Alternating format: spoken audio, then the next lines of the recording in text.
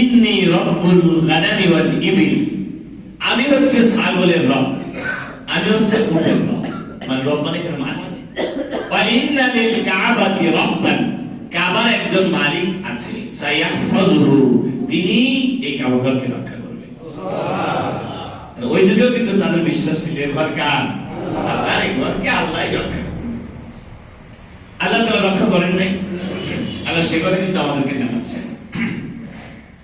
আলাম তারা কাইফা ফাআলা রাব্বুকা বিআসহাবিল ফিল আলাম ইয়াজআল কাইদাহুম ফি তাদলিল ওয়া আরসালা আলাইহিম তায়রান আবাবিল তারমিহিম বিহিজারাতিন মিন সিজ্জিল ফাজআলাহুম কাসফিন মাকুর।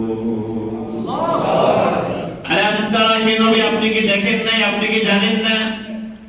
কাইফা ফাআলা রাব্বুকা বিআসহাবিল ফিল, আপনার রব হাতিওয়ালাদের সাথে কেমন ব্যবহার করেছিলেন সে খবর কি আপনার কাছে পৌঁছে নাই? নবীজির জন্মের 50 দিন আগের ঘটনা ছিল এটা। আল্লাহ নবীজিকে জানিয়ে দিচ্ছেন, আপনি কি এটা দেখেন নাই, মানে আপনি কি জানেন না? কাইফা ফাআলা রাব্বুকা, আপনার রব কেমন ব্যবহার করেছিলেন বিআসহাবিল ফিল, হাতিওয়ালাদের সাথে।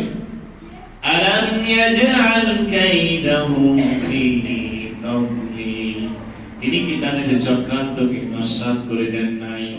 ওয়া আরসালা আলাইহিম তায়রান আবাবিল, তিনি তাদের উপরে ঝাঁকে ঝাঁকে পাখি প্রেরণ করেছিলেন। ছোট্ট ছোট্ট পাখি, হামিংবার্ডের মতো ছোট ছোট পাখি। তারমিহিম বিহিজারাতিন মিন সিজ্জিল, তারা প্রজ্বলিত জাহান্নামের আগুন থেকে এক টুকরা পাথর এনে হস্তি বাহিনীর উপরে নিক্ষেপ করেছিল। ফাজআলাহুম কাসফিন মাকুর, ফলে সেই বাহিনী হয়ে গিয়েছিল ভক্ষিত ভুসির ন্যায়। এটা মানে খাবার খাওয়ার পরে যদি চিবায় চিবায় সেই খাবারকে উগলায় দেয় যে অবস্থা হয়, ওই ছোট্ট পাথরের কারণে, পাথর নিক্ষেপের কারণে আব্রাহার বাহিনীর সেই অবস্থা হয়ে গেছে। রক্ষা করেছিলেন কে? সবাই বলেন কাবার মালিক কে?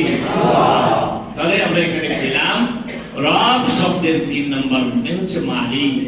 আল্লাহ বলছেন, ওই যে আবার আয়াতটাতে ফিরে যায়, নিশ্চয়ই যারা বলবে আল্লাহ আমাদের রব, এই কথার উপরে অটল অবিচল থাকবে, তাদের উপরে আল্লাহর ফেরেশতারা নাজিল হয়ে বলবে, তোমাদের কোনো ভয় নাই, তোমাদের কোনো চিন্তা নাই, আর তোমরা জান্নাতের সুসংবাদ লাভ করো, যেই জান্নাতের ওয়াদা তোমাদেরকে করা হয়েছে। সুবহানাল্লাহ।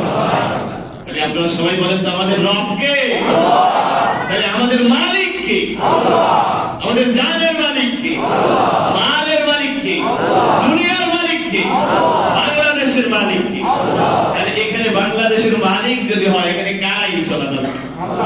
যদি বলেন কারাই চলতে হবে, এটাই দাবি, এটাই ইনসাফের দাবি, ঠিক কিনা? কিন্তু আল্লাহর আইনে আমাদের দেশটা চলে না। আমরা আওয়াজ উঠাতেই থাকবো, আমরা বলতেই থাকবো, আমরা নিথর হব না, নিস্তব্ধ হব না, যতদিন পর্যন্ত আল্লাহর জমিনে আল্লাহর দ্বীন কায়েম না হয়। কি বলেন আপনারা? ইনশাআল্লাহ। এটা বলতে বলতে আমাদের মরণ যদি হয়ে যায়, আলহামদুলিল্লাহ আমরা আল্লাহর জান্নাত পাবো ইনশাআল্লাহ। না হলে আমাদের কোনো ক্ষতি, আমাদের ক্ষতি নাই। আমরা আওয়াজ দেব, আমরা চেষ্টা করব, আমরা প্রচেষ্টা চালাবো, কারণ জমিনের মালিক আল্লাহ, এই জমিনে আইন চলবে আল্লাহ। আলা লাহুল খালকু ওয়াল আমরু, সৃষ্টি যার, আইন চলবে তার। আল্লাহ অনেক জায়গায় এই সমস্ত ব্যাপারে কথা বলেছেন। তাহলে দুনিয়ার মালিক কে? আল্লাহ। আল্লাহর আইন চলতে হবে। আমরা রাজি আছি ইনশাআল্লাহ? রব শব্দের 4 নাম্বার মানে হচ্ছে ক্ষমতাবান। রব মানে কি? ক্ষমতাবান। দলিল কি? দলিল কোরআনের আয়াত, সূরা বাকারা 258 নম্বর আয়াতে আল্লাহ তাআলা আমাদেরকে জানাচ্ছেন, আলাম তারা ইলাল্লাযী হাজ্জা ইব্রাহিম ফি রাব্বিহি আন আতাহুল্লাহুল মুলকা إذ قال إبراهيم ربي الذي يحيي ويميت قال أنا أحيي وأميت